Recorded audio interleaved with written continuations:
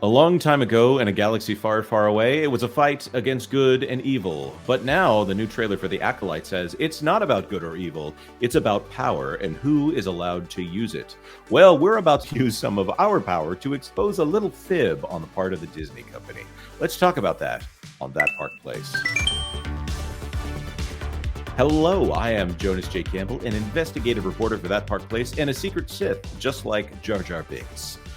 Here with me is Misa good friend, Vash Sky. Vash, is a you big bad bombad general?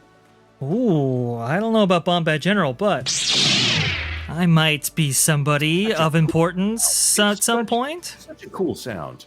My kids have all had Jedi Temple training. I personally was not welcome by the time that they started doing that. But today, we want to talk about The Acolyte. And Disney is already patting themselves on the back. They always like to go for those headlines, chasing those headlines above maybe truthfulness. The Acolyte trailer breaks Lucasfilm records. The Force is strong with the trailer for the upcoming Disney Plus series by StarWars.com team. One of my favorite authors, I gotta say, really speaks to the poetry of Lucasfilm. Thanks to Star Wars fans, the trailer launch for The Acolyte has been one to remember, which is funny because generally speaking, well, I'm going to reserve the joke that I was going to tell there. You can fill in the blank for yourself. Released yesterday, the trailer for The Acolyte garnered 51.3 million views in its first 24 hours. That is a fact. This is a new digital-only record for any Lucasfilm Disney Plus series, surpassing every trailer for The Mandalorian, The Book of Boba Fett, Andor, Obi-Wan Kenobi, and Ahsoka. We're grateful for your support and can't wait for you to experience the series. Vash, I see a problem here. I sense a great disturbance. Do you sense a great disturbance? I don't know. Let me see here. Oh, something's going on here. I don't know. Something is not all that it appears to be, Jonas. Yeah. I don't know. I would say that Disney is qualifying themselves in order to say that they got a new record. I'm surprised that they didn't go for the diversity record here, but no, they went for a very specific record. That they got 51.3 million views, and it is a digital-only record. Why is it a digital-only record?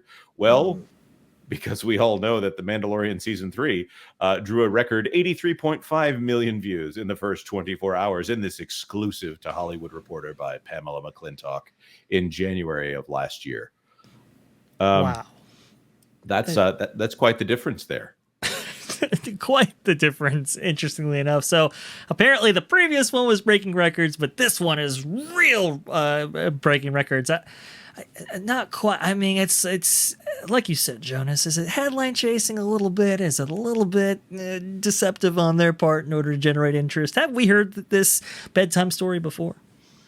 Yes, we have. It's Disney's frequent. They would rather go for the headline more than they would like to go for the truth. And at this point, if you actually track Disney, they did this earlier this week with the Taylor Swift Eras Tour getting 4.6 million views, the biggest launch ever for a live music or a musical, whatever they called it on Disney Plus. First of all.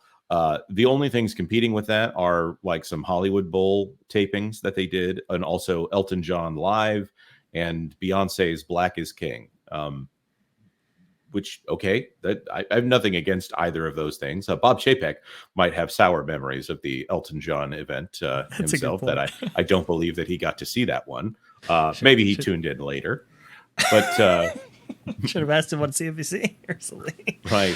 But that 4.6 million views on a 3.5 hour event. I don't know how long it was. It did get it on the Nielsen charts. I'm assuming that's going to be on the Nielsen charts when it comes out. It didn't beat most of what Netflix was releasing that day, including Irish Wish, the Lindsay Lohan rom-com that beat her out, or the fact that if we're talking about 4.6 million views, well, even according to Disney's own metrics, Loki Season 2's premiere, which we know was a downgrade from Loki Season 1's premiere, got 13 million views. So closer to 3 times that amount. So Disney paid $75 million so that they could announce on the earnings call, again, because they were trying to move the stock price with this announcement about being associated with Taylor Swift. And some strange story gets out in the news about how Bob Iger and Willow Bay, his wife, met Travis Kelce and Taylor Swift while they happened to go to the same restaurant. Imagine the What? coincidence here, and also that a reporter happened to hear this exact story and get the exclusive. By the way, that reporter was somehow in a different country across the sea, but got this exclusive event. Amazing, Incredibly convenient. I can't believe it. There's a long history here. There's a long history of Disney going for headlines and trying very hard to produce an image, but not necessarily tying that to, I mean, real data when you look at it. So Right. 83 million views or 51, what was it? 51.3 million views. Which one is higher? Those sometimes numbers are confusing to me. I'm going to say Mandalorian, clearly a higher number. Also, Mando season 3 didn't draw nearly as many people in as Mando season 2 did. So yeah, that's a big problem. Yeah. So I would say that previous history is not an indication of future success. If we were selling something here, I would be obligated to say that. And of course, as we've mentioned, some stock price movement here. I also need to point out that we are definitely not offering financial advice here. Vash, Right. I think we have an additional bit of data that we'd like to share with the audience. This one, a little bit sneakier on our part, because we had to download special software in order to be able to view this particular metric. Go ahead and take it away, Vash. Oh, yes, for sure. So, 51 million people watched it? I'm sure they absolutely loved their experience. Yes, right? And it is a record-breaking experience from the Walt Disney, Disney Company. That is for sure. Here we go. The Acolyte trailer on the Star Wars official YouTube account. I do apologize. 8.3 million people have seen this as of 3 days ago. And look at this right here. 167,000 upvotes to 382,000 downvotes. I have never seen anything associated with the Star Wars brand release a trailer with this kind of ratio on it. Now that's some real data. Well, and I got to say, the last time I looked at this, it was only at 250,000 dislikes, and now it's on that steady climb up to 500,000 dislikes. Of course, 8.3 million views, so at least it's not everybody that dislikes this thing. It sounds like if you combine that together, it looks like there are over 500,000 people that have decided to like or dislike the trailer. I don't know what that says for everyone else to be either ambivalent or maybe they're just commenting. This is, I would say that's not good. Maybe that's a hate campaign. Maybe that's a harassment campaign. Of course, we would never encourage anyone to go dislike a video that they have not watched. Right. I would recommend that you do watch the trailer so you get an idea of what is going on with the Acolyte official trailer, Disney Plus.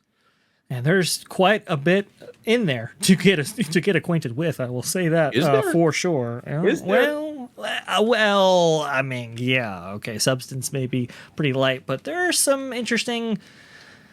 I don't want to messages. Yeah, I made the joke at the beginning of this that they are obviously, with the trailer, they're saying that it's not about power, it's about who is allowed to wield it, which I got to say, that sounds kind of political. It's not directly political, but it is the teachings of a certain political movement. Yeah, I mean that's not necessarily associated with Star Wars. I mean, we've already told the story of power, right? With the Phantom Menace through the Revenge of the Sith. Power, who wields it, that's and I believe what is it, Leslye Headland has made comments to this effect, talking about how it's not really about good and evil. It's a little bit more ambiguous. It's more ambiguous than that. Again, these are dynamics of the current era, not necessarily the tenets or foundational principles of Star Wars, which is so rooted in Joseph Campbell's Hero with 1,000 faces, the unimyth or monomyth, right? Right. And of course, we also know that this particular Star Wars, I haven't seen a rating yet released for this one, but we do know that this has an intimacy coordinator listed in the credits for every single episode. If you don't know what an intimacy coordinator is, go look at a website like Hollywood Reporter and look that one up. Don't go look at that one up on your own looking for scenes that required one.